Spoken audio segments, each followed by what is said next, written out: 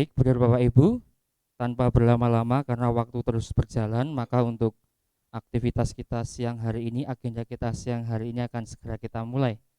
Namun sebelum kita memulai, kita akan awali dengan berdoa dulu.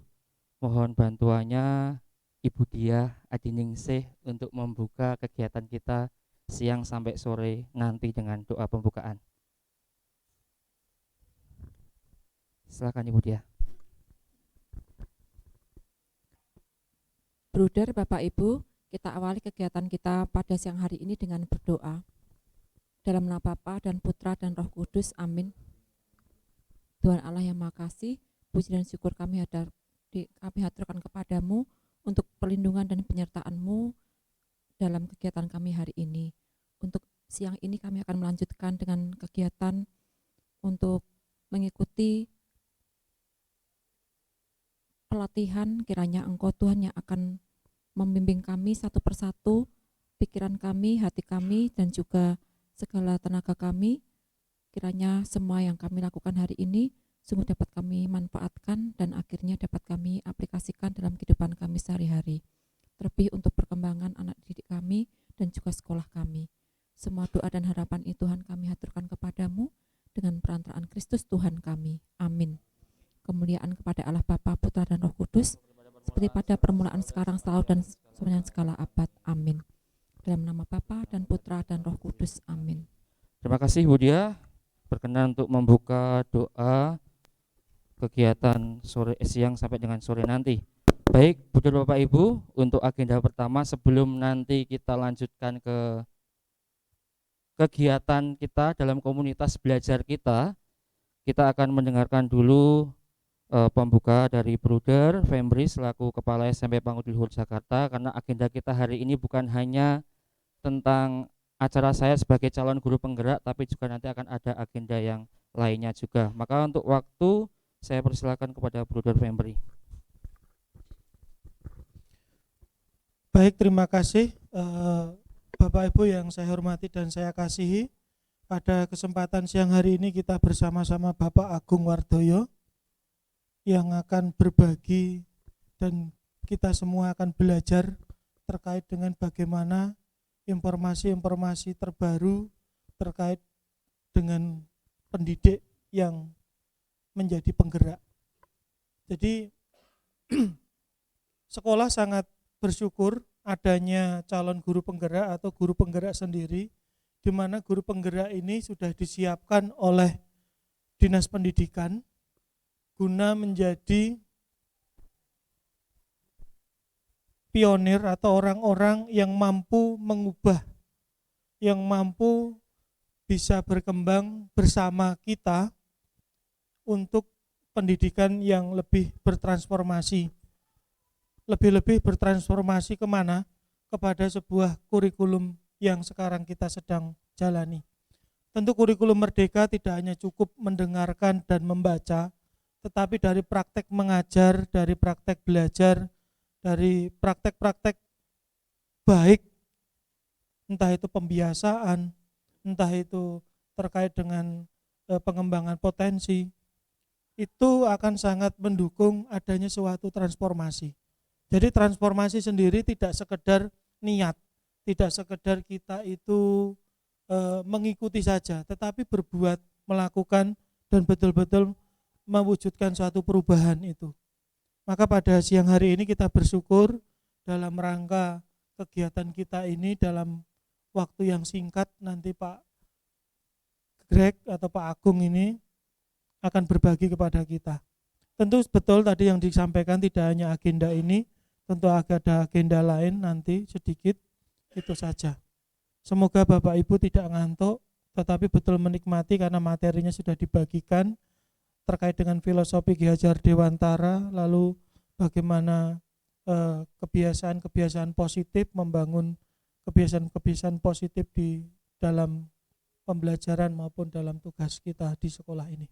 Sekian dari saya, terima kasih. Saya kembalikan kepada Pak Greg. Terima kasih Bruder Fembri. Boleh Bapak Ibu tepuk tangan biar nggak ngantuk. Nah, biar tangannya juga bergerak. Baik, Bapak Ibu, pada kesempatan siang ini saya sekaligus menjadi MC dan juga nanti akan memandu untuk diskusi kita siang ini. Sebelum saya lanjutkan, saya mohon izin buka dengan pantun. Dan mohon izin ini saya rekam ya Bapak Ibu sebagai dokumentasi saya dalam aksi nyata ini. Sebelum tidur alarm dipasang. Bangun pagi jangan lambat-lambat. Saya ucapkan selamat siang untuk Bapak Ibu yang hebat. Satu lagi Bapak Ibu, hari Jumat ekskulnya kolintang. Kalau lapar makanya soto babat. Terima kasih Buder Bapak Ibu berkenan datang. Semoga presentasi ini cepat dan bermanfaat. Amin. Baik, terima kasih Buder tadi membuka untuk kegiatan kita siang ini. Bapak Ibu dan Buder mohon izin sebelum saya melanjutkan, saya menyampaikan kenapa saya harus melakukan diseminasi ini atau kegiatan aksi nyata ini. Satu, selain sebagai salah satu proses saya sebagai calon guru penggerak, di satu sisi ini menjadi kewajiban saya sebagai seorang calon guru penggerak untuk menyampaikan hal-hal baik yang sudah saya dapatkan di dalam komunitas belajar kita. Saya bersyukur bahwa dengan guru penggerak ini maka terbentuklah komunitas belajar yang sudah ada dalam kegiatan kita IHT itu kan merupakan komunitas belajar. Lalu pada hari ini kita memulai hal yang baik, siapa tahu besok ada pembicara-pembicara lain yang mengisi untuk saling berbagi di dalam kegiatan komunitas belajar hari ini. Bunda dan Bapak Ibu, pada kesempatan ini saya menyampaikan terkait dengan modul 1.4. Kenapa saya sebut diseminasi? Diseminasi itu berarti menyebarluaskan informasi atau menyampaikan informasi kepada khalayak, kepada orang lain terkait dengan budaya positif. Berbicara dengan budaya positif, tentunya ini menjadi modul terakhir saya selama saya belajar menjadi calon guru penggerak. Ada 3 modul yang saya pelajari. Di modul 1 ini saya mempelajari 4 modul. 1.1 itu filosofi pendidikan KHD. Modul 2 itu visi dan nilai dan peran guru penggerak. Modul 1.3 itu adalah visi guru penggerak dan yang terakhir budaya positif. Semoga tidak ngantuk. Saya sudah menyiapkan alat permainan untuk nanti kita games tapi di bagian akhir saja kalau waktunya masih ada. Kalau nanti saya sampai 3:30 ya berarti nggak jadi games ya Bapak Ibu Buder. Baik, supaya nggak ngantuk nanti kalau saya tiba-tiba membuat instruksi mohon Bapak Ibu dan Buder berkenan untuk melaksanakan. Kita sederhana saja supaya nanti tidak dengkluk karena AC-nya cukup dingin ya habis diservis. Kalau saya bilang tepuk 1 berarti lakukan, tapi kalau hanya 1, 2, 3, 4, 5 Buder Bapak Ibu tidak usah lakukan itu. Ya sama seperti yang saya lakukan kepada anak-anak. Kita coba Buder Bapak Ibu. Tepuk 1. Tepuk 5. 5 ya, kiri, kanan, atas ya. Tepuk 5. Tepuk 1. Tepuk 2. Tepuk 3. 1. Aduh ini harus konsentrasi Bapak Ibu. Kuncinya adalah tepuk ya. Tepuk 1 ini divariasi waktu itu oleh Buder Febri. Tepuk ya, kalau ada tepuk berarti kita lakukan. Tepuk 2. Tepuk 1. Tepuk 4. Tepuk 2. Tepuk 2. 2. Ya. Oke, enggak apa-apa ya untuk menghangatkan ya. Untuk menghangatkan suasana. Baik, Buder dan Bapak Ibu, terima kasih untuk dukungannya. Saya boleh berproses selama kurang lebih 2 bulan di pendidikan calon guru penggerak khususnya. Terima kasih Buder Febri memberikan saya ruang dan kesempatan untuk saya berproses. Bagi saya kesempatan ini saya tidak mendorong atau tidak meminta Bapak Ibu untuk menjadi guru penggerak juga tidak, tetapi saya menyampaikan informasi. Semoga dengan apa yang saya lakukan ini juga menggerakkan dan akhirnya Bapak Ibu nanti juga tergerak untuk menjadi calon guru penggerak. Amin. Amin. Baik. Lalu pada kesempatan ini juga saya yakin Buder Bapak Ibu di sini sudah banyak ya yang melakukan tentang apa yang akan saya sampaikan ini, tetapi ini mengingatkan kita kembali tentang budaya positif yang harus kita lakukan dalam proses pendampingan kepada murid atau di dalam sekolah. Kita melihat dulu dasar atau filosofi pendidikan KHD, benar Bapak Ibu. Disampaikan oleh Dr. Yogi waktu itu tentang filosofi pendidikan Ki Hajar Dewantara, di mana KHD sendiri menyampaikan bahwa pengajaran itu adalah bagian dari pendidikan, di mana pengajaran itu adalah sebuah proses. Pendidikan berkaitan dengan kodrat alam dan kodrat zaman. Sepakat ya Bapak Ibu? Sepakat bahwa setiap anak itu dilahirkan dari lingkungan yang berbeda, alam dan zaman yang berbeda. Saya dengan zamannya Miss Wike ini berbeda, dengan zamannya Pak Agus ini berbeda pendidikannya. Maka itu kodrat zaman. Kalau kodrat alam, pendidikan dalam keluarga saya dengan keluarganya Bu Herni, dengan keluarganya Pak Theo pasti berbeda.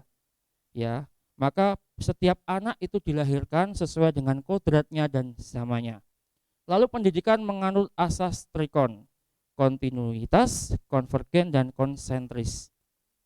Saya mengingatkan kembali, mungkin Bapak Ibu yang sudah membuka di PMM ini disampaikan, ya disampaikan bahwa pendidikan kontinuitas itu adalah di mana kita sebagai guru ya mendidik itu apa Bapak Ibu? Mendidik itu memiliki tujuan. Memiliki tujuan dalam proses pendampingan. Yang dimaksud dengan pembelajaran diferensiasi itu bukan hanya pembelajaran yang berbeda-beda materinya, tidak. Diferensiasi itu adalah pembelajaran yang menghasilkan ruang kelas yang menyenangkan untuk belajar. Pertama. Yang kedua, kita memiliki tujuan pembelajaran yang jelas. Yang ketiga, kita memiliki tindak lanjut penilaian yang baik. Lalu selain itu juga melihat karakteristik siswa, itu kontinuitas. Lalu untuk konvergen itu dalam proses pendampingan kita bukan hanya berpatokan pada satu sumber saja. Ini sejalan dengan kurikulum Merdeka, bahwa saya yakin Bapak Ibu dalam mencari sumber materi bukan hanya dari buku paket saja ya, tetapi bisa dari mungkin PMM, lalu sumber media yang lain, atau bahkan modul atau artikel dari luar negeri sekaligus. Maka yang disebut konvergen itu kita mencari sumber bukan hanya satu tempat saja untuk membuat bahan ajar. Lalu yang ketiga adalah konsentris, bahwa pendidikan yang kita berikan kepada anak itu melihat apa yang kita lakukan. Apa yang kita lakukan. Maka pendidikan konsentris ini guru menjadi pusat perhatian utama. Guru menjadi pusat perhatian utama. Lalu yang keempat, trilogi pendidikan. Ini menjadi semboyan yang gak akan pernah mati, bahkan tidak akan pernah tenggelam walaupun lekang oleh waktu ya. Maka ing ngarsa sung tulodo, ing madya mangun karso, dan tut uri handayani ini menjadi semboyan atau pegangan kita dalam menjalankan tugas kita sebagai seorang pendidik. Ya, di depan kita memberi teladan, di tengah kita memberi dorongan, motivasi, ide. Di belakang kita memberi apa? Di belakang kita memberi semangat. Bunda dan Bapak Ibu, saat saya menjalani proses CGP ini, saya sharing nih. Awal-awal saya menyampaikan ke Bunda untuk mau mundur dari CGP karena apa?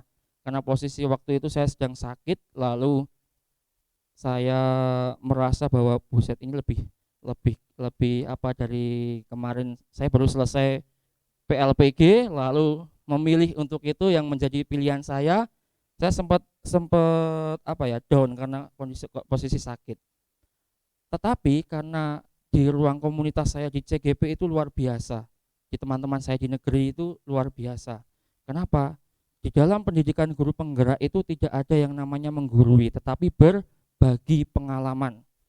Dan akhirnya saya sepakat dan saya membulatkan tekad untuk terus lanjut, tidak mungkin saya berhenti. Dan yang menjadi tujuan saya menyelesaikan CGP ini bukan sertifikatnya, tidak, atau bukan nanti dapat uang transport, tidak. Tetapi apa? Saya ingin menggali tentang filosofi pendidikan KHD, pemikiran KHD yang begitu luar biasa yang belum pernah saya pahami sebelumnya. Dan saya bertekad untuk membagikan ini kepada Buder Bapak Ibu, bukan karena aksi nyata ini. Ya, sejak awal memang saya menyampaikan kepada Buder Fembri, mohon izin di lain waktu saya ingin membagikan pengalaman saya. Ternyata ada aksi nyata modul 1.4 ini sekaligus. Lalu sistem Among, Bapak Ibu dan Buder, kita sebagai guru itu sifatnya adalah mendampingi, bukan transfer ilmu atau menggurui, tidak, mendampingi. Lalu pembelajaran yang berpihak pada murid, ini tentunya kita memahami tentang karakteristik dan juga kelebihan anak didik kita. Teori konvergensi, anak bukan seperti tabula rasa. KHD itu memiliki pemikiran yang cukup berbeda dengan ilmuwan-ilmuwan lainnya, bahwa anak itu sejak lahir itu sudah digariskan, sudah memiliki warna, Bapak Ibu. Sebagai contoh, saya baru tahu dan paham. Saya dulu lulus SMA, dari lulus SMA saya itu pengen masuk seminari. Tetapi waktu itu saya pernah diberitahu oleh ibu saya bahwa simbahnya Bu Weni itu menyampaikan, sesok anakmu gede jadi guru gitu. Lalu bagaimanapun saya melangkah untuk ke seminari, ada saja yang belum mematangkan panggilan saya waktu itu. Mau ke Mertoyudan, simbah saya meninggal pulang. Saya daftar di MSF, saya nggak jadi karena punya cewek waktu itu. Itu akhirnya ya ya, satu sisi memang memahami bahwa setiap orang lahir itu sudah digariskan besok mau menjadi seperti apa. Tinggal kita menebalkan, sebagai seorang guru melihat karakter anak itu menebalkan, dan saya bersyukur waktu itu mendapat pendidikan di Pangudi Luhur SMP SMA, kedekatan dengan sosok-sosok para pendidik yang luar biasa. Lalu teori yang terakhir adalah cipta rasa dan karsa, bahwa kita sebagai seorang pendidik itu bukan hanya menggunakan akal pikiran saja, tetapi juga hati, pikiran, hati, dan tindakan untuk melakukan. Maka kalau kita punya ide, punya hati, tetapi kita tidak punya tindakan atau keberanian untuk melangkah, maka juga sama saja. Kita juga memotivasi anak seperti itu, Bunda dan Bapak Ibu. Ki Hajar Dewantara mengumpamakan sekolah itu sebagai ladang tempat bersemaian bibit. Maka agar bisa berkembang maksimal, ya kita sebagai seorang petani, diibaratkan kita itu sebagai seorang petani yang merawat tanaman-tanaman yang ada di dalamnya. Kalau ada jamur ya kita rawat, kalau ternyata hampir layu ya kita sirami. Itulah filosofi yang disampaikan KHD, bahwa kita pendidik itu ibaratnya seorang petani, Bapak Ibu. Apalagi kita itu sekolah swasta. Saya sangat meyakini bahwa kedatangan orang tua akhir-akhir ini memang melihat kualitas, melihat apa yang diberikan oleh SMPPL ini bukan hanya pendidikan tentang akademis saja. Saya sangat yakin mereka mengharapkan pendidikan yang lainnya. Maka beberapa tahun ini, dan ini fenomena ya Pak Agus, bahwa baru-baru ini setiap orang dari luar yang ingin mengenal SMPPL itu ingin survei langsung, ingin melihat langsung bagaimana proses pendekatan yang kita lakukan. Maka ini juga menyadarkan saya sebagai seorang petani atau sebagai seorang guru ya, untuk tetap ya, sebagai seorang petani itu kan juga harus mempunyai ide-ide bagaimana tumbuhan saya juga tumbuh subur. Baik, kita lanjut kepada budaya positif sekarang. Kalau bicara budaya itu kan kebiasaan ya. Budaya itu kebiasaan, positif itu hal-hal yang baik tentunya. Budaya positif itu adalah nilai atau keyakinan apa? Yang menjadi pembiasaan di dalam kegiatan di sekolah. ya, berpihak pada murid yang dapat berkembang menjadi pribadi yang kritis, bertanggung jawab dan memiliki nilai-nilai, khususnya nilai-nilai kepangudiluhuran kalau tempat kita. Dan juga nilai-nilai profil pelajar Pancasila. Saya lanjutkan Bapak Ibu, dalam budaya positif itu ya ada 6 langkah yang perlu kita pahami untuk mewujudkan budaya positif. Bagaimana caranya kita bisa mewujudkan budaya positif di sekolah?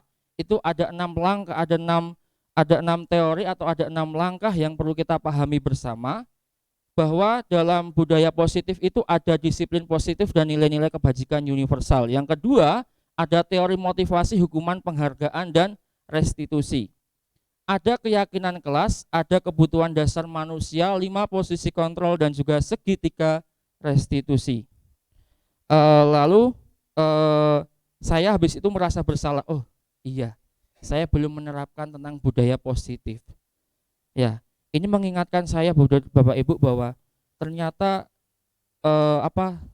tidak harus kita melakukan suara yang kencang atau teriakan yang itu memberikan dampak atau efek yang buruk bagi anak-anak kita.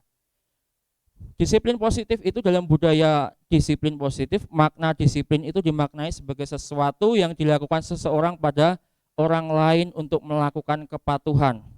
Dengan kata lain, seseorang yang disiplin itu berarti bertanggung jawab terhadap apa yang dilakukannya. Mungkin kita sebagai pendidik juga harus memahami tentang disiplin positif ini. Saya sebagai pendidik harus memahami tentang disiplin positif ini sebagai seorang guru, bukan hanya anak-anak yang kita minta. Ya, banyak hal yang bisa saya refleksikan, apakah saya sudah disiplin positif belum sebagai seorang pendidik, melakukan tanggung jawab saya sebagai seorang pendidik di tempat ini. Begitu juga Bunda dan Bapak Ibu. Maka ini sebagai pengingat untuk kita semuanya. Saya agak percepat karena materi sudah saya bagikan di dalam WA. Baik, nilai-nilai kebajikan universal. Kita bersyukur bahwa pangudi luhur itu, para bruder FIC itu memiliki nilai-nilai kepangudi luhuran. Bahkan sebelum munculnya kurikulum merdeka, kita itu sudah melakukan pendekatan yang berpihak kepada murid. Jadi, Bunda Bapak Ibu, nilai-nilai kebajikan universal itu adalah nilai-nilai yang ingin dicapai atau prinsip-prinsip yang dianut oleh suatu lembaga atau seseorang. Maka itu disebut sebagai nilai-nilai kebajikan universal. Kita punya nilai kepangudiluhuran, maka saya juga berharap bahwa kepangudiluhuran ini bukan hanya sebagai rutinitas kita setiap 2 minggu sekali ada materi kepangudiluhuran, tidak.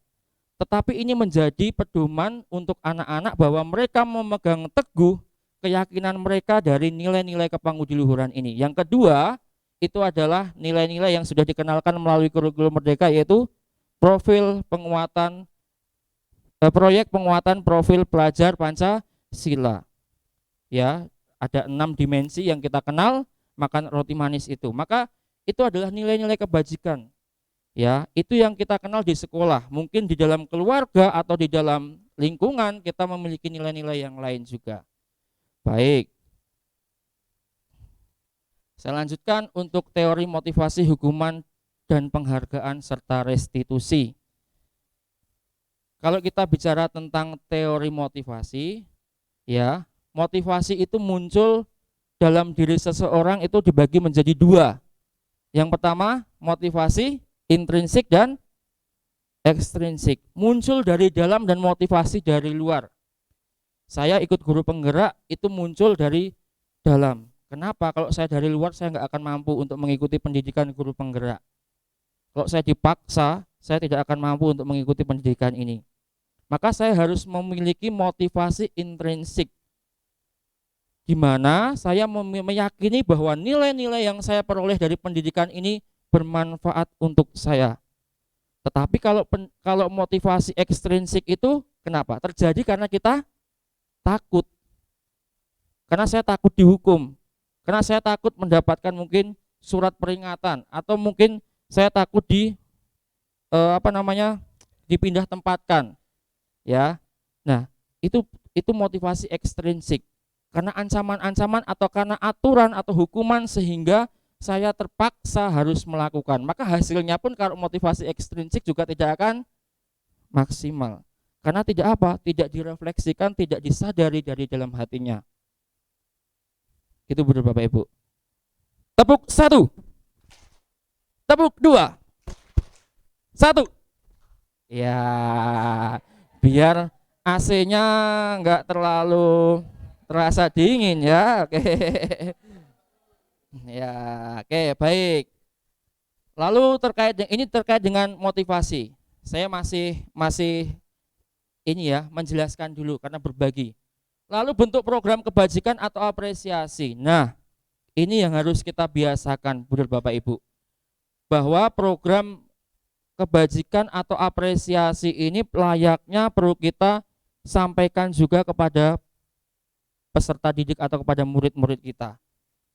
Beri pengakuan secara khusus atau pribadi. Beri pengakuan kepada semua murid bergantian. Dan juga beri pengakuan secara konsisten. Pengakuan seperti apa? Contoh sederhana. Saat ada anak mau mengambil sampah di jalan lalu di lorong lalu dia buang ke tempat sampah, kita berikan pengakuan. Luar biasa apa yang kamu lakukan. Ya, lanjutkan dan terus lakukan dalam kehidupanmu. Itu pengakuan Bapak Ibu. Fokus pada proses. Nah, ini ya. Jadi sesuatu itu kalau kita tidak fokus atau tidak konsisten juga tidak akan maksimal. Itu yang terjadi dalam hidup saya, ya, tidak fokus atau tidak konsisten terhadap sesuatu. Maka kita perlu fokus terhadap sebuah proses.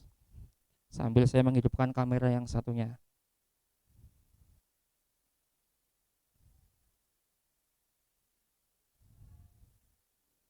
Baik, saya lanjutkan.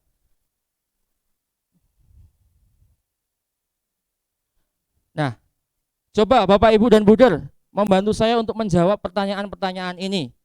Coba, nanti angkat tangan ya. Mencatat 100 kali di dalam buku kalimat saya tidak akan terlambat lagi karena terlambat ke sekolah. Itu hukuman atau konsekuensi? Angkat tangan. Pak Agus. Hukuman. Baik. Betul ya, itu hukuman. Murid disuruh tidak menggunakan sepatu seharian di sekolah karena tidak mengenakan sepatu hitam. Hukuman. Baik. Menggantikan kertas tugas teman yang telah dicoret-coret. Konsekuensi. Membersihkan tumpahan air di meja tulis karena tersenggol pada saat belajar. Konsekuensi. Lari mengelilingi lapangan. Hukuman. Terima kasih. Berarti luar biasa, tepuk tangan. Benar Bapak Ibu memahami perbedaan hukuman dan konsekuensi. Kenapa saya mulai dengan pertanyaan ini? Karena ada faktor pembeda antara nanti kita sebagai seorang guru yang menghukum, memberikan konsekuensi dan juga memberikan restitusi. Baik. Bukan restitusi kesehatan ya Pak Adi. Beda, bukan restitusi kesehatan. Oke, sudah muncul ya? Belum?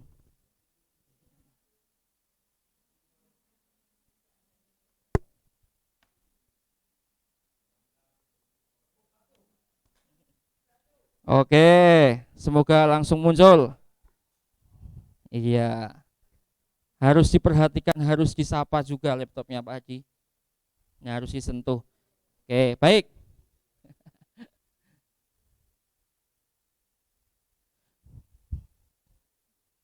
Di exit ya. Ya. Selanjutkan Bapak Ibu, lalu ada pembeda antara hukuman dan konsekuensi dan juga restitusi. Ini adalah contohnya di mana identitas gagal saat kita memberikan hukuman, identitas berhasil atau sukses saat kita membuat konsekuensi dan restitusi. Bedanya konsekuensi dan restitusi apa? Ada yang tahu Bapak Ibu? Bedanya apa? Konsekuensi dan restitusi.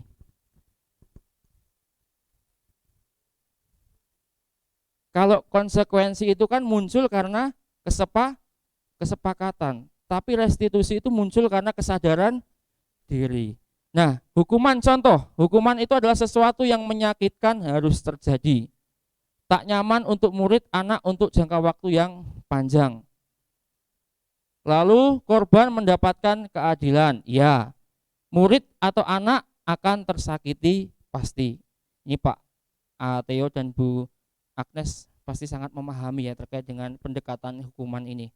Lalu sistem tidak akan berjalan bila murid tidak takut. Hukuman itu tidak akan berjalan kalau anak tidak takut. Pasti akan mengabaikan. Lalu peraturannya adalah kamu harus, nah kayak tadi kamu harus keliling, kamu harus lepas sepatu 1 hari. Lalu murid atau anak akan membenci peraturan. Berbeda dengan konsekuensi, konsekuensi itu harus terjadi. Tak nyaman untuk murid atau anak dalam jangka waktu pendek. Ya, korban bisa diabaikan kalau konsekuensi. Lalu murid atau anak dibuat tidak nyaman. Penguatan hanya bertahan dalam jangka waktu pendek. Lalu perbedaannya dengan restitusi apa? Restitusi itu anak dapat memilih, memberikan pilihan. Lalu yang kedua, menguatkan anak dalam jangka waktu yang panjang karena mereka menyadari korban mendapatkan ganti. Lalu yang selanjutnya adalah anak mencapai atau mendapatkan penguatan, masalah terpecahkan lalu bertanggung jawab untuk perilakunya. Ini perbedaan-perbedaannya. Nanti bisa Bapak Ibu bisa memahami lebih dalam, juga bisa membaca di depan ini. Nanti jika ada pertanyaan khusus silahkan nanti disampaikan. Nah, restitusi itu adalah proses menciptakan kondisi di mana murid memperbaiki kesalahan mereka, menyadari kesalahan mereka, sehingga bisa kembali pada kelompok mereka dengan karakter yang lebih kuat. Nah, restitusi ini adalah proses kolaboratif Bapak Ibu, mengajarkan murid untuk mencari solusi. Nanti saya akan berikan contoh dalam bentuk video dan membantu murid berpikir tentang orang seperti apa yang ingin mereka menjadi tujuan untuk mereka dan bagaimana mereka harus memperlakukan orang lain. Ini menurut Gosen pada bukunya di tahun 2004. Maka nanti ada segitiga restitusi. 9 ciri restitusi itu bukan untuk menebus kesalahan, namun untuk belajar dari kesalahan, memperbaiki hubungan, tawaran bukan paksaan. Restitusi menuntun untuk melihat ke dalam diri. Maka ini perlu komunikasi antara guru dan murid yang melakukan kesalahan. Restitusi mencari kebutuhan dasar yang mendasari tindakan. Restitusi adalah cara yang paling baik. Restitusi fokus pada solusi, bukan pada hukuman. Restitusi mengembalikan murid yang berbuat salah pada kelompoknya untuk diterima, sehingga mereka atau anak-anak itu merasa tidak disalahkan. Selanjutnya adalah keyakinan kelas. Saya melihat beberapa teman Ibu Herni ini sudah membuat tentang keyakinan, aksi nyata keyakinan kelas. Mungkin boleh disaringkan apa yang dimaksud dengan keyakinan kelas, Ibu Herni?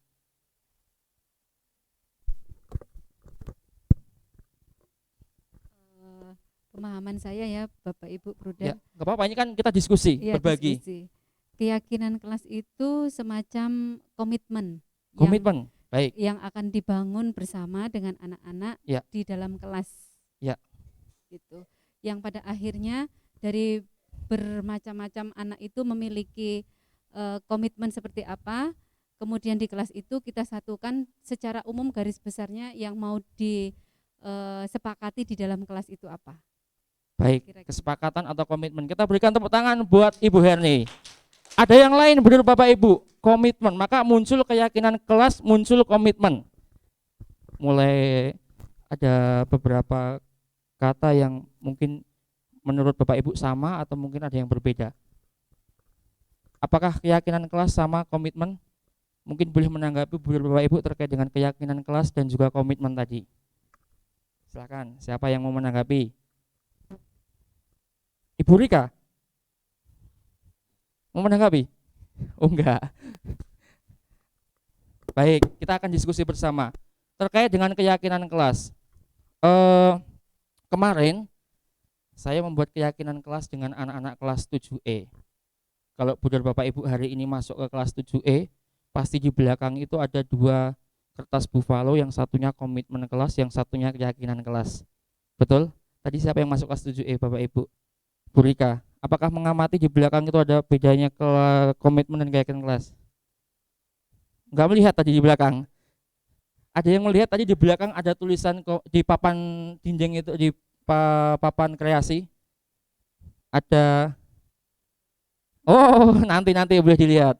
Baik, saya akan menyampaikan Bapak Ibu dan Budar keyakinan kelas dan komitmen, dan saya berharap ya Budar Bapak Ibu kita bisa mempraktikkan. Tujuan saya dalam diseminasi ini adalah yang pertama, kita mempraktikkan hal-hal baik yang saya juga praktekkan dalam kelas saya, yaitu membuat keyakinan kelas dan juga segitiga restitusi. Itu tujuan utama kita belajar hari ini. Keyakinan kelas itu menurut saya berbeda dengan komitmen Bapak Ibu. Kenapa?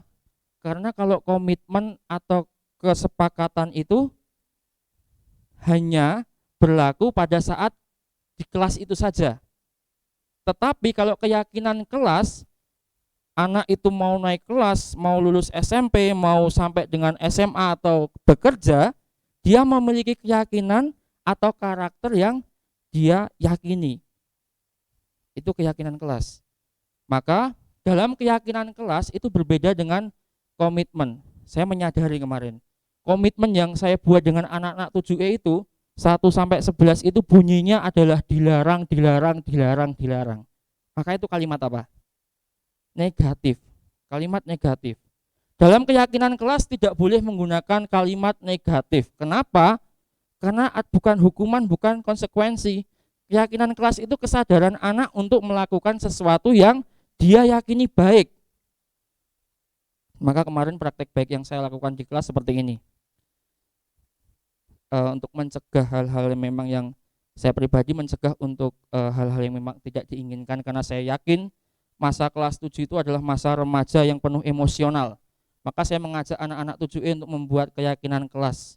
Saya sampaikan, teman-teman, kita mau membuat keyakinan kelas, di mana keyakinan kelas ini menjadi pegangan kalian sampai nanti kalian lulus dari SMPPL ini. Menjadi kesadaran kalian bahwa saya harus melakukan keyakinan saya. Contohnya, berkata yang baik, datang ke sekolah tepat waktu, saling menghargai dan menghormati, menjaga kebersihan dan ketertiban, melaksanakan piket sesuai jadwal.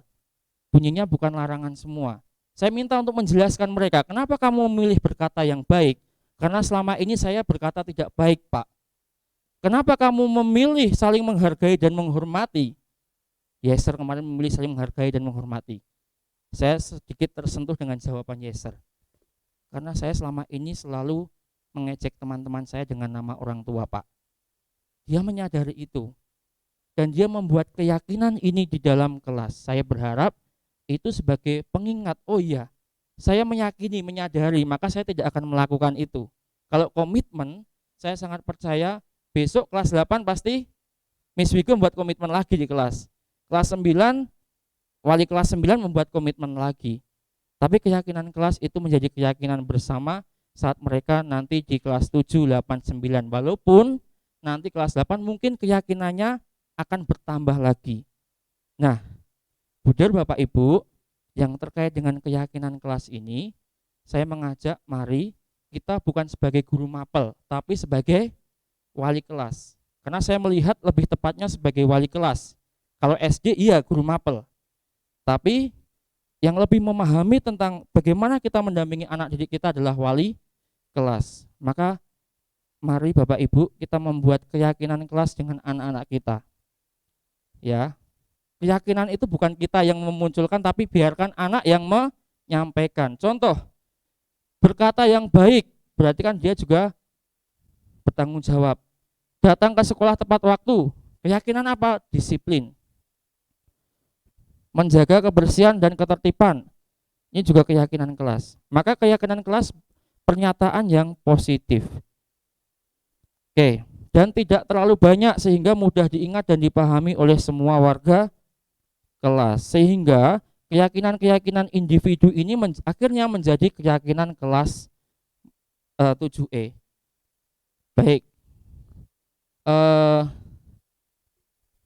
Maka Bapak Ibu yang sudah membuat keyakinan kelas, terima kasih Bu Herni sudah mempraktikkan membuat keyakinan kelas di kelas 7A kalau nggak salah ya.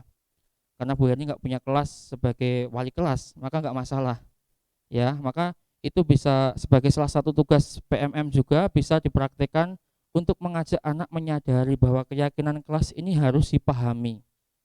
Begitu.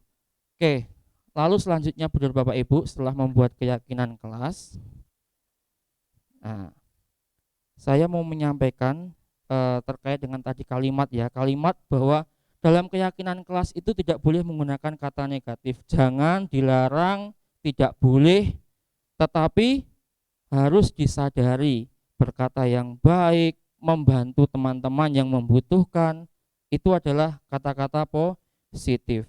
Saya harus komitmen mengerjakan tugas tepat waktu, itu keyakinan pribadi yang akhirnya menjadi keyakinan kelas. Kebutuhan dasar manusia, Bunda dan Bapak Ibu, itu ada 4. Maka saya juga sangat percaya bahwa anak-anak kita yang akhirnya di sekolah ini dalam tanda kutip itu ada masalah khusus atau mungkin berbeda dengan yang lainnya, berarti pasti tidak mengalami salah satu kebutuhan yang dia rasakan atau dia alami.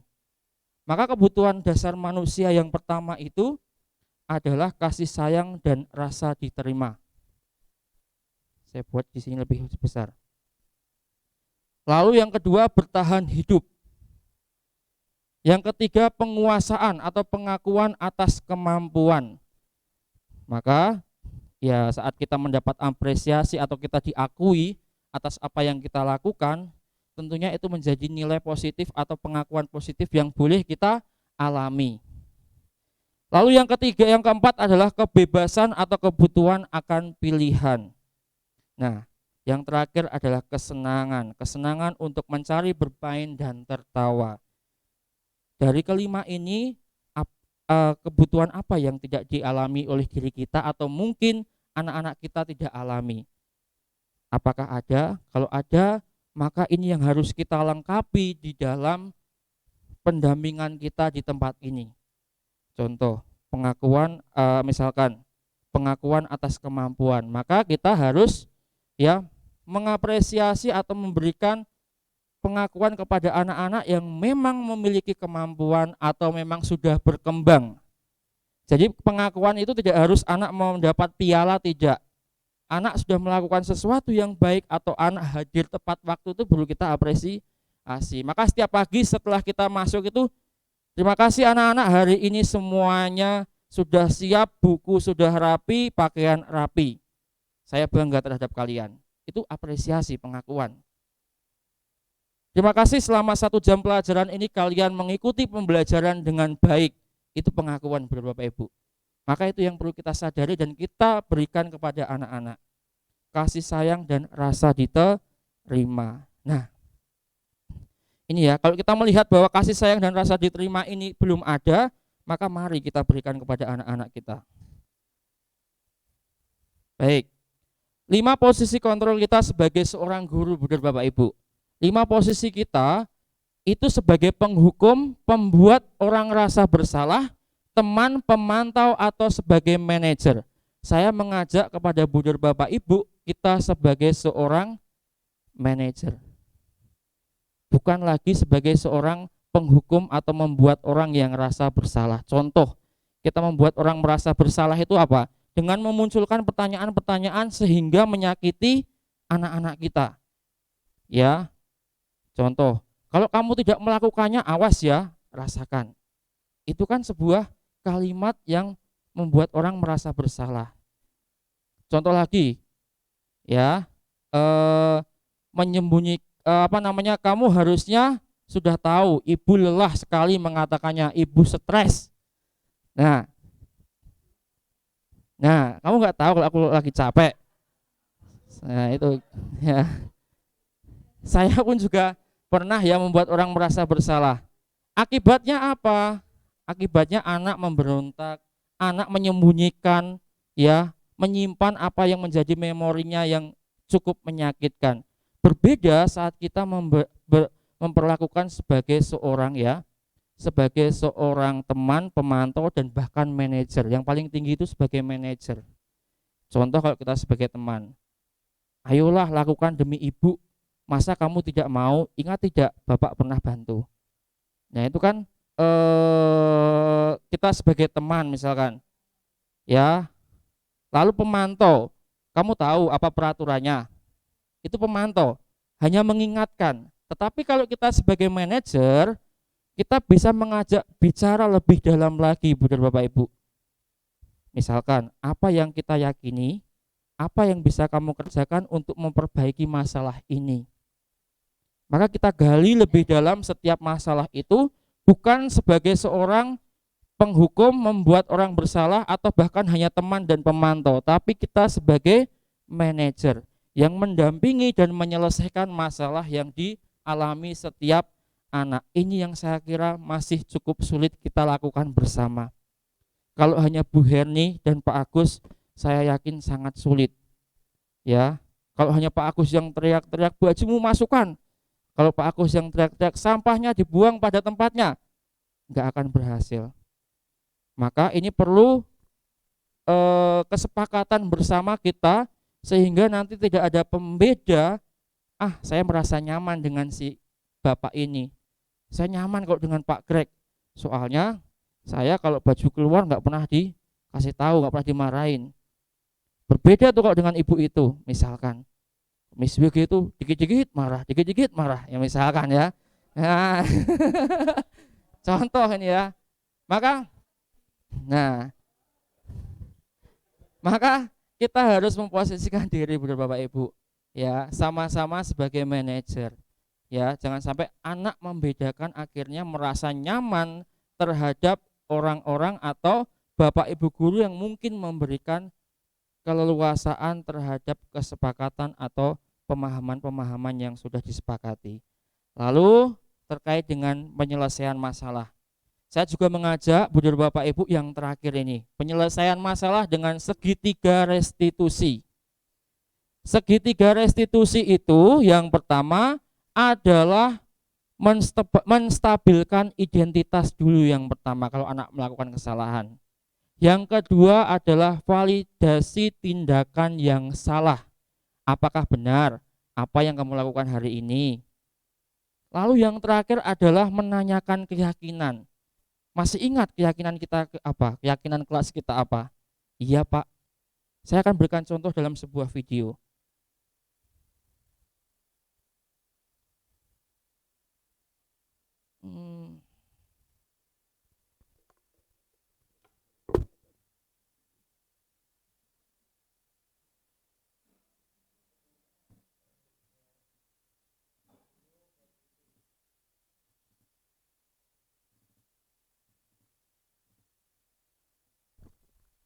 Ini saya buat selesai kegiatan ekskul jurnalistik dengan anak-anak untuk menjadi contoh dan saya unggah di YouTube.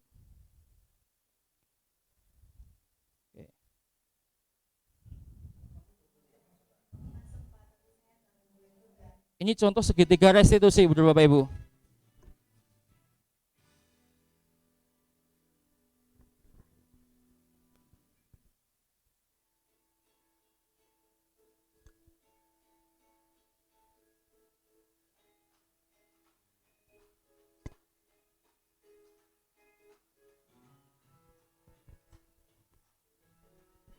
Saya membuat dua skenario yang berbeda atas kasus yang berbeda juga.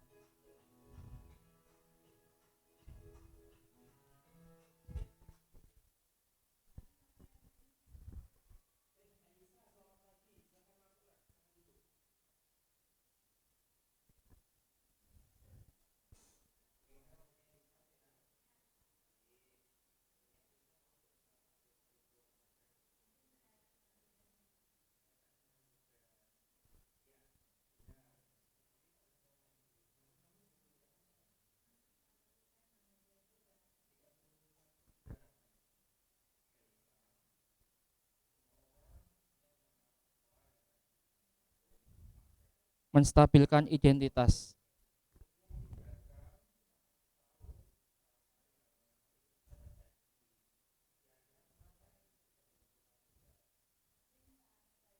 validasi data.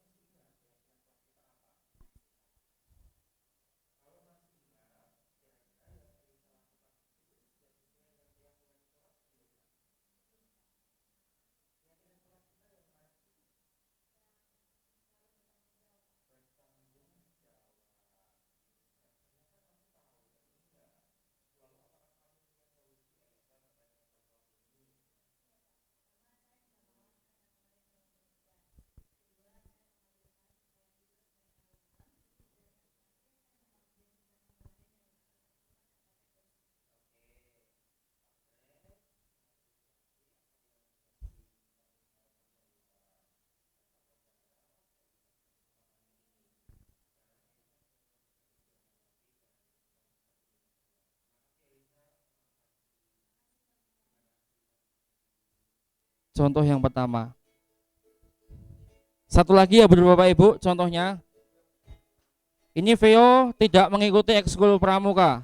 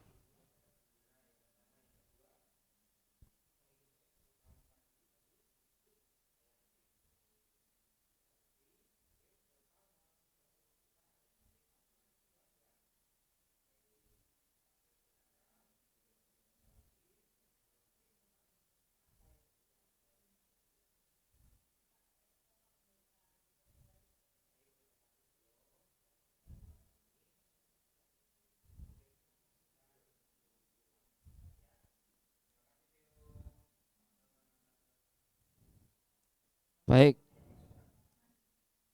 baik, Bapak Ibu.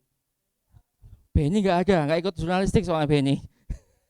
Ini contoh Bapak Ibu, contoh walaupun anaknya tidak melakukan kesalahan, tetapi saya menggambarkan dalam bentuk dua skenario. Yang pertama tentang tugas bahasa Indonesia, yang kedua tentang ekskul pramuka, terkait dengan kesepakatan, keyakinan kelas dan juga kesepakatan atau aturan yang ada. Maksudnya segitiga restitusi itu apa? Segitiga restitusi itu kita melakukan penenganan atau pendekatan kepada murid melalui apa? Yang pertama adalah menstabilkan identitas. Bahwa saat anak melakukan kesalahan itu tidak langsung alah bocah titik-titik nggak ada masalah misalkan ya. Ya, itu kadang kita langsung spontan ya, spontan langsung menyalahkan. Kamu lagi buat masalah lagi. Nah, ini ya. Maka itu yang perlu kita lihat. Apakah anak itu mengalami 4 atau kurang 4 kebutuhan dasar pokok manusianya tadi yang harus kita dalami Bapak Ibu. Sehingga untuk membuat segitiga restitusi ini juga kita juga harus membuat keyakinan kelas dulu dengan anak-anak kita. Sehingga mereka tahu. Maka saat ada anak yang salah, maka kita membuat atau menstabilkan identitas, menanyakan apa yang mereka lakukan, sudah betul atau salah. Lalu validasi tindakan yang salah. Ya. Padahal kamu bisa melakukan yang lebih buruk dari ini ya. Kamu pasti punya alasan mengapa melakukan hal ini. Jadi kita validasi dulu apa yang dia lakukan. baru, yang terakhir adalah menanyakan keyakinan. Anak menyadari betul apakah tindakannya itu betul atau salah. Lalu kalau jika ada pertanyaan, misalkan kalau misalkan nanti ada terkait dengan aturan-aturan yang sudah disepakati, bagaimana Pak Greg misalkan, ya kan kita punya aturan yang ada, atau kesepakatan yang ada. Ya maka setelah ini dia tahu konsekuensinya apa.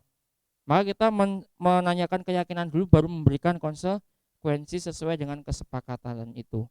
Bahkan benar Bapak Ibu, beberapa sekolah itu sudah tidak ada hukuman lagi. Kenapa? Karena budaya positif ini sudah berjalan tentang keyakinan kelas dan segitiga restitusi ini.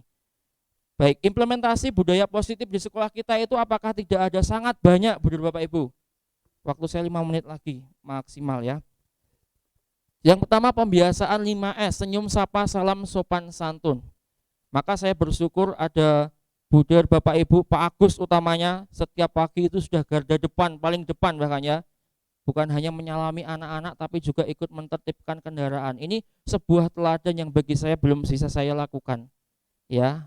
Dan ini menjadi teladan yang luar biasa. Menyambut di depan gerbang dengan 5S, senyum, sapa, salam, sopan, santun. Saya yakin anak juga melihat apa yang kita lakukan. Lalu gerakan literasi sekolah. Gerakan literasi sekolah ini kita jadikan budaya positif, bukan hanya sebuah kegiatan yang menjadi pembiasaan yang penting ada, bukan. Tapi kita pahami dengan tujuan yang lebih dalam.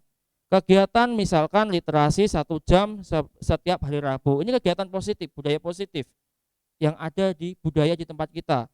Lalu pembiasaan membaca buku 15 menit. Bagi saya itu budaya positif. Lalu bekerja sama dengan perpustakaan sekolah. Nah, membuka dan menutup presentasi dengan pantun. Ini budaya positif, kearifan lokal, di mana kita tinggal di daerah Betawi juga mengangkat budaya Betawi. Walaupun pantun sendiri bukan asli Betawi, dari Melayu, tetapi orang-orang Betawi sendiri menjadikan pantun ini sebagai sebuah salah satu tradisi atau budaya. Lalu kegiatan ekskul, pengembangan minat bakat, ini kan sebuah budaya positif, di mana bukan hanya seni, akademis, dan olahraga saja. Lalu membuat keyakinan kelas. Nah, ini yang saya mengajak Bapak Ibu sekalian untuk membuat keyakinan kelas dengan anak-anak, membuat pemahaman yang sama dengan anak-anak, dan menggerakkan juga anak-anak untuk membuat keyakinan kelas, bukan komitmen lagi. Lalu gelar budaya dan karya, ini menjadi bagian, benar Bapak Ibu, salah satu budaya positif atau kearifan lokal kita, di mana bukan hanya memupuk rasa cinta terhadap seni budaya, tetapi juga menjunjung budaya, khususnya budaya Betawi. Maka ini bagian dari kearifan lokal yang kita angkat di sekolah ini. Lalu yang terakhir, Jumat bersih dan sehat. Ini adalah salah satu kegiatan budaya positif, di mana setiap hari Jumat pembiasaan pembersihan lingkungan sekolah itu juga menanamkan sikap gotong royong, nilai-nilai gotong royong, dan pembiasaan menjaga kesehatan dengan menjaga kebersihan dan juga olahraga. Terima kasih. Ini yang dapat saya sampaikan. Sebelum saya tutup, apakah ada tanggapan dan juga pertanyaan untuk kita diskusikan bersama? Saya persilakan, Bapak Ibu. 5 menit saja cukup ya. 5 menit saja cukup. Monggo Pak Agus. Selamat sore, terima kasih Pak Greg, luar biasa. Saya dalam kondisi yang kadang-kadang agak terkantuk-kantuk, tapi berusaha lek-lekkan matanya karena luar biasa. Hal yang bagi saya pribadi yang sudah tuwir ini hal yang baru dan sangat menarik. Nah, pertanyaan saya tentang keyakinan kelas. Tentang keyakinan kelas ada 2 hal. Itu sangat bagus kalau sudah terbangun dan terkomunikasikan menjadi milik bersama. Artinya semua guru yang mengajar di situ itu juga merasakan memahami keyakinan kelas tersebut. Yang kedua, saya masih agak bingung. Kalau kemudian saya masuk kelas A, saya buat keyakinan kelas A. Nanti apakah mungkin nanti guru yang lain juga membuat lagi guru yang begitu banyaknya keyakinan kelas, apakah kemudian tidak bingung anak-anaknya atau malah semakin baik? Mohon dijawab Bapak Greg. Terima kasih. Terima kasih Pak Agus untuk pertanyaannya. Saya tampung dulu. Pak Theo yang kedua, silakan Pak Theo. Ya, baik.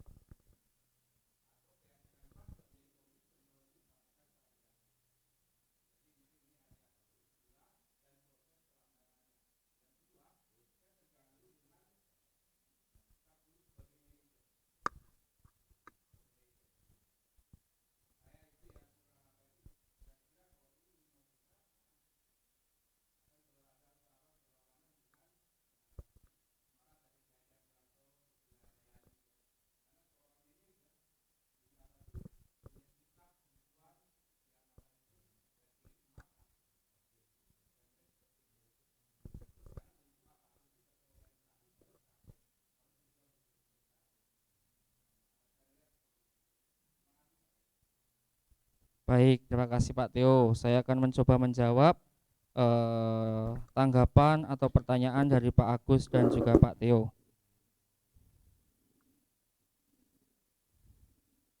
Sebentar, presentasi saya yang tentang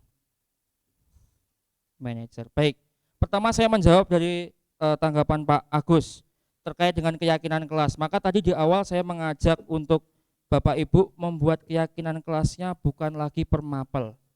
Kalau SD sudah pasti guru kelas, karena guru mapel juga guru kelas.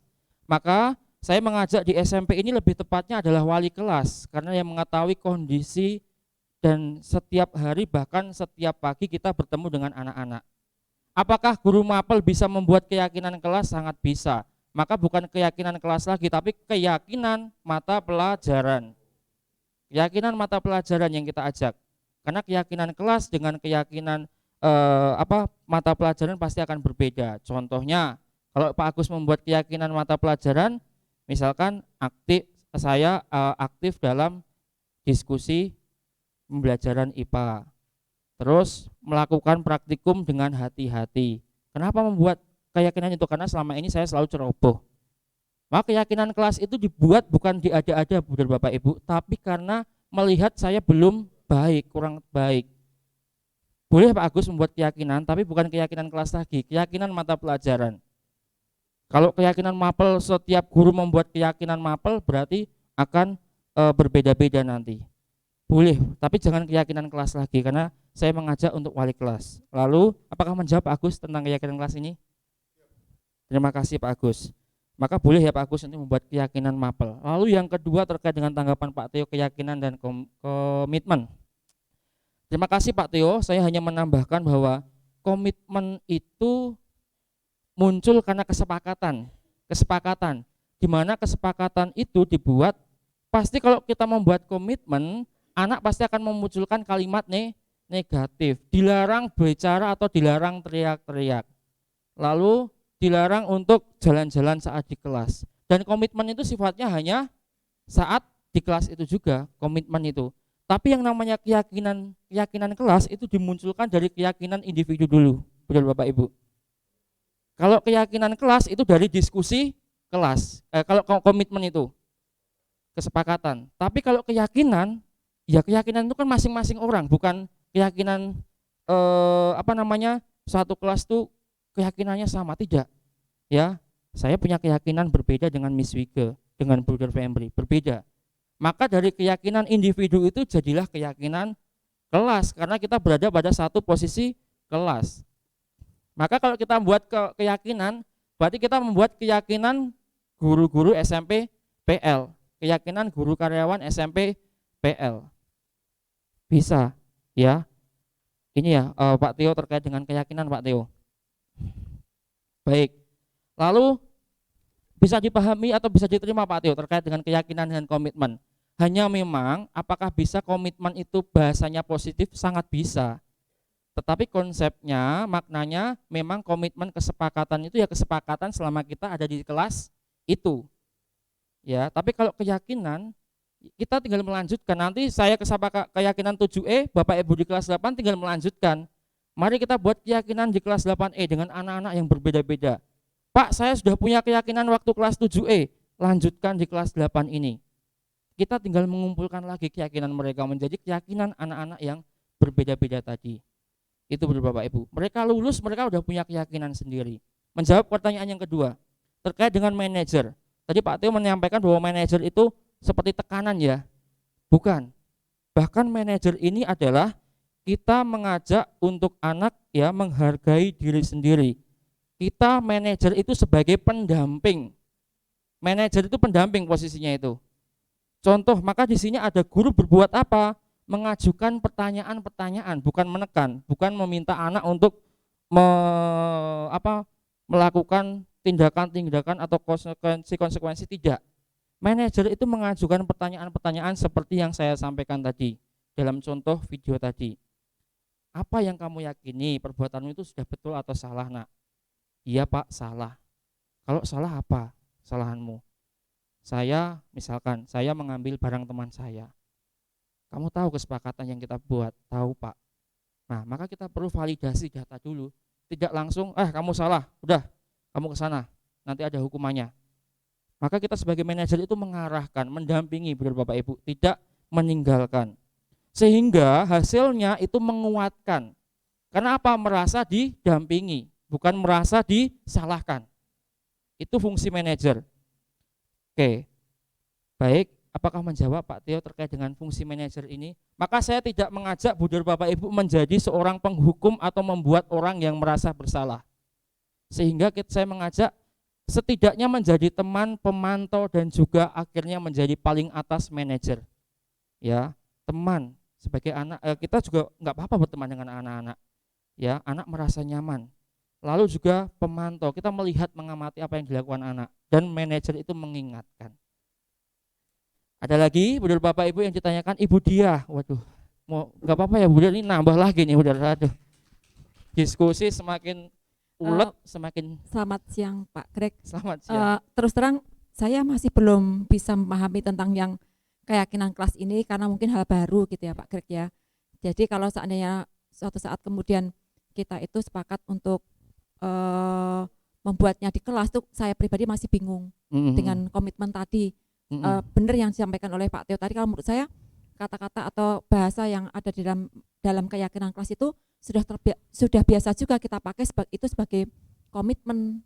Contohnya saya pribadi pun kalau umpamanya mengarahkan ke anak pun juga hilangkan kata-kata yang negatif, yang kalimat yang negatif, itu sudah sering kita lakukan seperti itu ya. Itu akhirnya kemudian kalau ada kelas itu diminta untuk membuat komitmen dan juga keyakinan, terus terang sampai dengan saat ini saya belum bisa membedakan. Terus yang tambah membuat saya bingung, tadi Pak Greg mengatakan bahwa keyakinan kelas itu hubungannya dengan apa yang kurang yang ada pada diri anak. Contohnya dia pada dasarnya kurang disiplin, maka dia akan membuat keyakinan kelas untuk berdisiplin dalam mengerjakan tugas atau berdisiplin dalam tidak terlambat mamanya seperti itu, atau datang tepat waktu ya, lebih tepatnya, bukan tidak terlambat, dan seterusnya. Itu artinya bahwa satu orang dan yang lainnya kan bisa berbeda-beda. Nah, ini saya berikan contoh mamanya di kelas saya antara Gabriel dengan Arya, katakan. Gabriel itu dalam buku pelanggarannya dia itu udah banyak Pak, jadi hampir penuh itu, karena setiap minggu tuh ada aja pokoknya dia pelanggarannya, entah itu dia terlambat, entah dia tidak memakai dasi, entah dia tidak bawa buku, entah dia apapun itu, kalau ditulis tuh udah penuh itu, tapi kan Bapak Ibu guru mungkin tidak sempat menulis. Nah, satu lagi kalau Arya masih kosong, nah itu berarti Arya itu apakah kemudian tidak perlu untuk membuat keyakinan kelas. Jadi yang membuat keyakinan kelas itu apakah hanya Gabriel? Ini kasus atau contohnya seperti itu. Terima kasih. Baik, terima kasih Bu Dia. Begini Budar Bapak Ibu, saya akan memecah, kita jangan melihat kelasnya dulu aja, keyakinan dulu aja. Yang perlu kita pahami bahwa sekali lagi komitmen itu sesuatu yang memang dibuat dalam kesepakatan dengan Bapak Ibu guru. Saya bertanya Bu Dia waktu membuat komitmen itu pasti usulan dari anak-anak atau itu melihat situasi yang ada di kelas itu kan, atau situasi yang ada di kelas 9 apa Bu? 9A. Ada berapa komitmen Bu yang dimunculkan?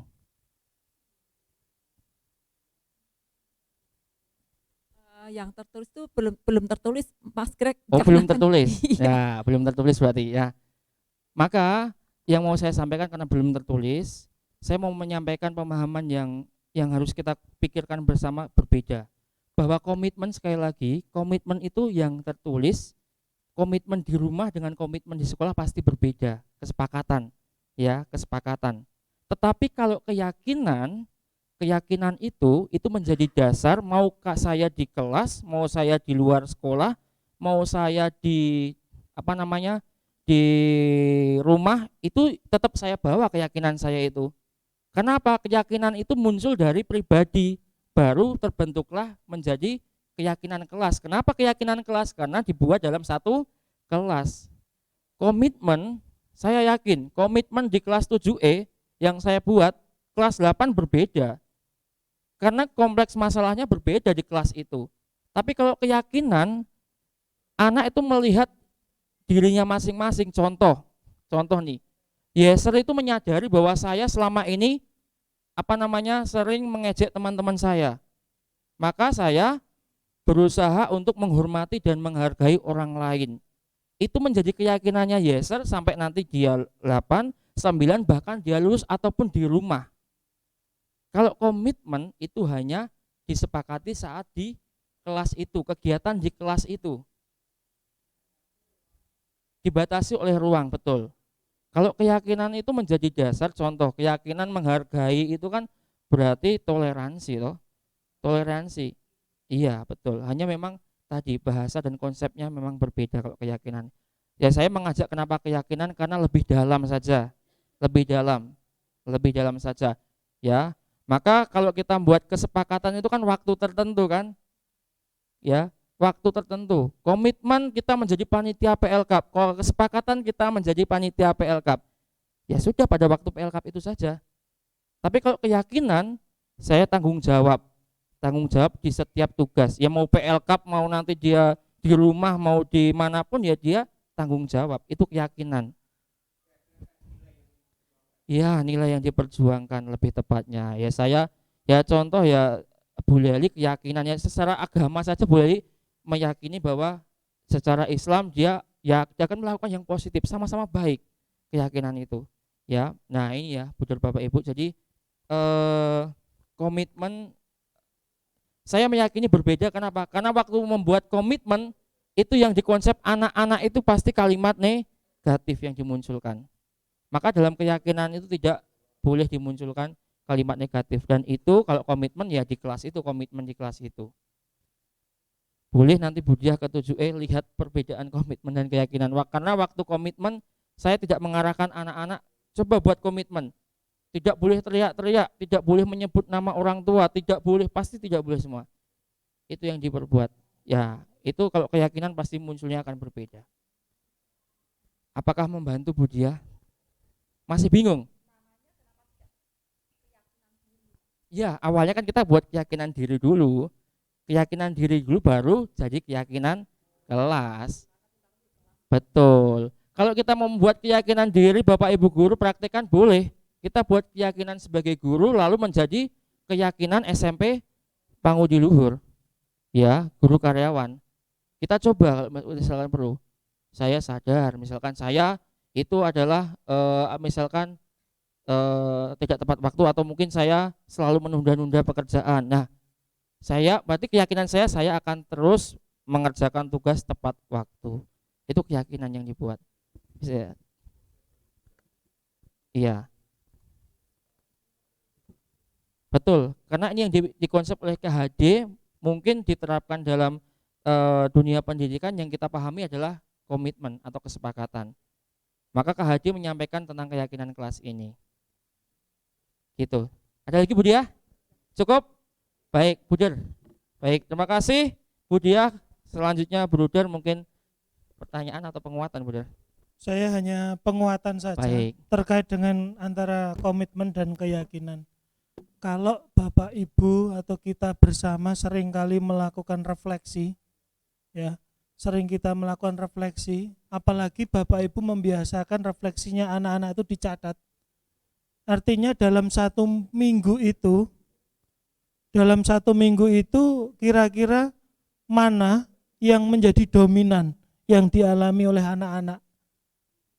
Itulah yang alami, yang kiranya tidak instan. Kadang-kadang ketika anak diminta untuk membuat komitmen itu kan spontan, tanpa suatu pengalaman yang otentik begitu ya. Itu. Jadi kalau dalam bahasanya orang pengelolaan kepribadian itu namanya sesama sebaya itu koreksio praterna, atau saling memberikan masukan koreksi kepada teman-temannya. Kalau itu dirasakan memang benar-benar menjadi miliknya, ya keyakinan itu bisa lalu dibahasakan secara positif begitu. Kalau spontan saya kira lalu nanti cepat komitmennya susah untuk menjaga, ya cepat hilang seperti itu. Coba anak-anak diajak untuk misalnya membiasakan berefleksi dengan mencatat. Pengalaman kami dulu ketika di tempat lain, kami mengalami ada waktu 15 menit refleksi dalam akhir kegiatan setiap hari. Yang kewalahan guru yang ngoreksi refleksi itu harus membaca satu-satu itu. Tapi ternyata di kurikulum Merdeka sekarang semua diminta refleksi. Nah itu untungnya. Maka Bapak Ibu kalau mau membuat keyakinan itu ya nggak apa-apa. Artinya dengan komitmen itu dulu, lalu coba dengan refleksinya anak-anak, mereka suruh melihat dirinya sendiri. Kenapa sih kok selalu terlambat? Kenapa sih kok anak ini seragamnya selalu tidak tepat? Seringkali apalagi sering melanggar seperti itu. Baik, terima kasih Bu Fembri menguatkan ya, karena betul bahwa keyakinan kelas itu anak betul-betul menyadari atau memahami apa yang menjadi kekurangannya. Maka kalau tidak menyadari tidak bisa dipaksakan untuk membuat keyakinan pribadinya. Begitu. Baik, ada lagi Bu dan Bapak Ibu? Cukup ya, sudah lebih dari 60 menit. Maka kalau tidak ada lagi pertanyaan, saya akan menutup untuk kegiatan sore hari ini. Dan tentunya Bu dan Bapak Ibu, apa yang saya lakukan ini saya berharap tidak hanya berhenti di sini saja karena saya CGP, bukan.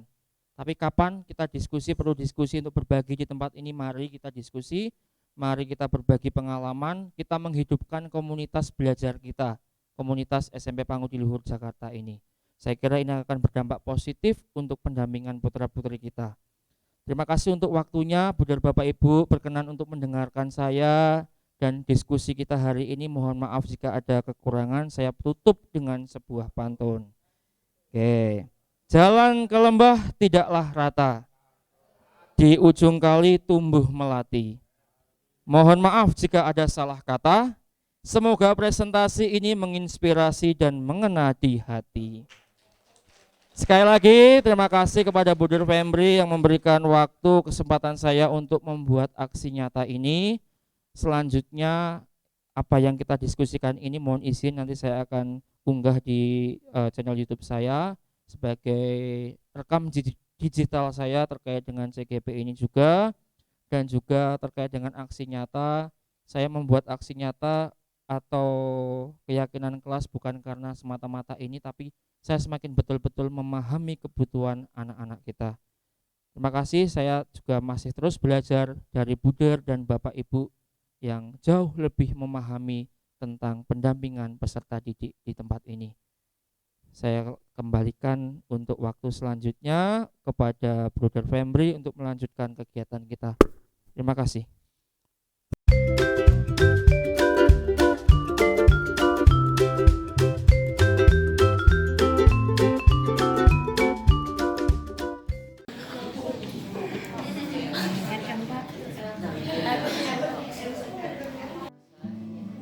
Belajar setiap saat, alasannya saya punya motivasi yang belajar.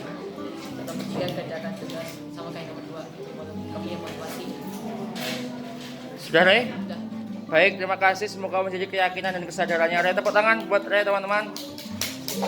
Lanjut ke Kristo. Keyakinan kelasnya aku adalah satu, menjaga kebersihan, dan dua, belajar setiap saat. Alasan pertama menjaga kebersihan karena sampahnya aku kadang-kadang kalau di bawah meja. Terus itu yang kedua, belajar setiap saat karena belajarnya kurang tekun dan agak malas saat belajarnya. Itu aja. Oke, terima kasih tepuk tangan buat Risto teman-teman. Silakan kita tempel dari sini baru Andrew. Dari sini. Nah, sampai tadi. Baik, lanjut Andrew. Terima kasih.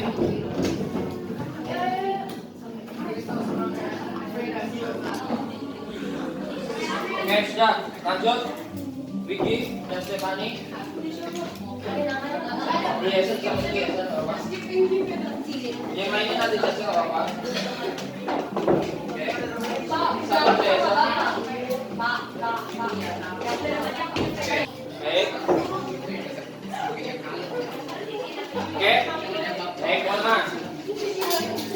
Tadi yang lain akan kakak tempel, tetapi kakak perlu menyampaikan dan mengucapkan terima kasih bahwa keyakinan kelas yang kalian tulis itu menjadi apa? Motivasi atau kesadaran diri kita, ya, kesadaran diri untuk semakin baik. Ingat, keyakinan diri ini menjadi keyakinan kelas bersama, ya, berbeda dengan komitmen. Keyakinan ini entah nanti kalian lulus SMP, SMA, sampai kalian dewasa, hal ini akan selalu melekat dalam diri kalian. Bisa dipahami ya? Terima kasih. Ini nanti akan kita jadikan satu dan menjadi keyakinan kelas 7E. Oke, tangan buat semuanya. Aku Yeye. Oke, jadi yang bakal kita bahas di video ini adalah keyakinan kelas. Nah, hari ini tuh kami dapat pengalaman baru untuk menulis keyakinan kelas masing-masing. Jadi itu dari diri kami sendiri. Yang kami tulis itu apa? Setelah saya melakukan menulis keyakinan kelas, jadi saya merasakan hal baru. Jadi saya bisa makin fokus untuk melakukan hal tersebut. Jadi saya makin menjadi pribadi yang baik, terus juga bisa jadi tempat waktu misalnya jadi tugas.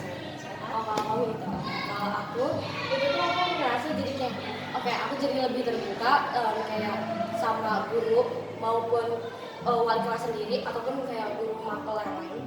Nah, kalau di situ itu tuh aku nulis buat berkata yang baik, terus melaksanakan dan mengerjakan tugas dengan baik dan belajar setiap saat. Karena alasan aku dari ketiga itu yang aku tulis itu yang pertama berkata yang baik itu tuh gara-gara aku masih suka keceplosan atau aku yang masih suka ngomong kasar. Terus yang melaksanakan tugas dengan baik itu aku masih suka nunda-nunda karena aku ya ada malas. Terus kalau yang belajar setiap saat itu tuh aku rada pulang belajarnya walaupun nggak dituntut buat belajar sama orang tua, tapi tetap aja aku ya intinya malas. Terus itu tuh pengalaman baru soalnya di SD sebelumnya nggak ada sama sekali, jadi kayak ya ini baru banget. Sekian terima kasih.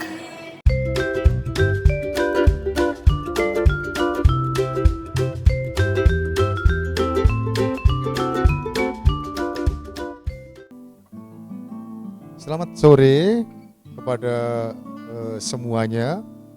Saya Pak Agustinus Ariswinarto, guru IPA di SMP Pangudi Luhur dan mempunyai tugas yang lain wakil kepala sekolah bidang kurikulum.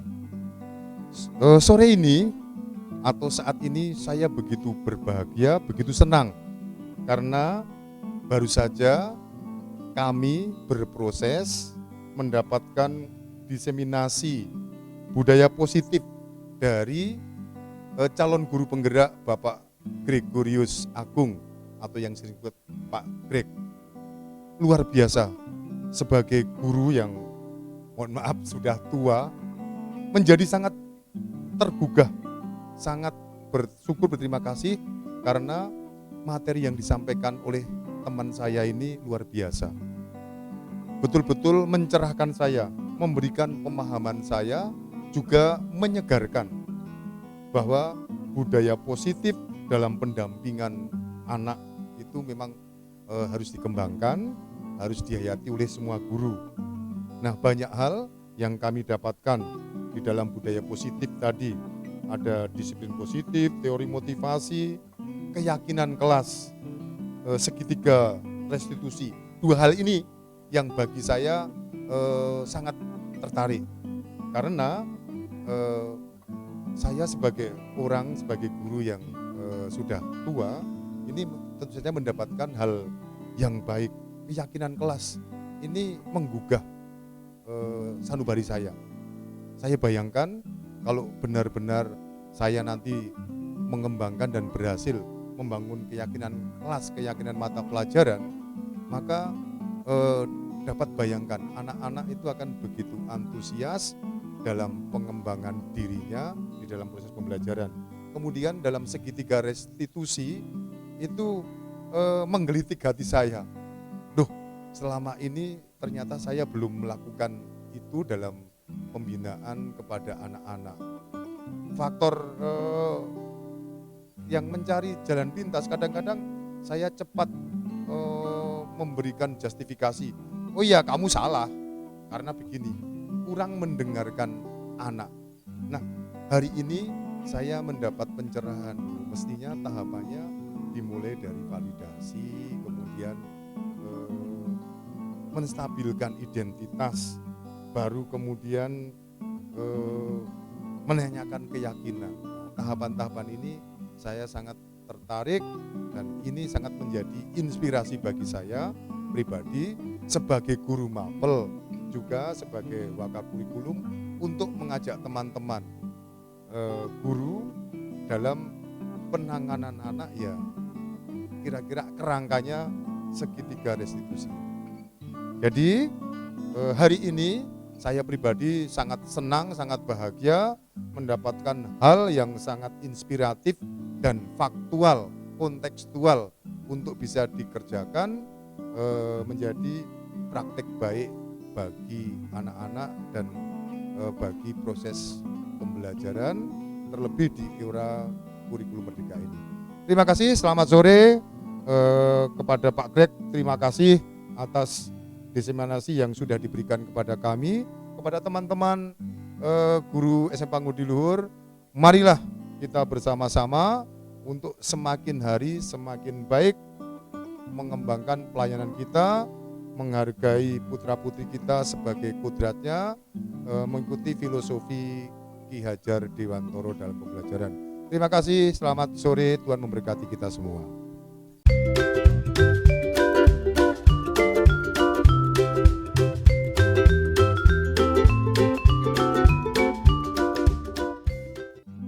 Hari ini saya sangat senang karena saya boleh berbagi dengan kepala sekolah, Bapak Ibu guru di SMP Pangudi Luhur Jakarta ini, mewujudkan aksi nyata saya melalui diseminasi modul 1.4 terkait dengan budaya positif, membagikan pengalaman atau praktik baik yang sudah saya lakukan. Salah satunya adalah membuat keyakinan kelas di kelas saya sendiri.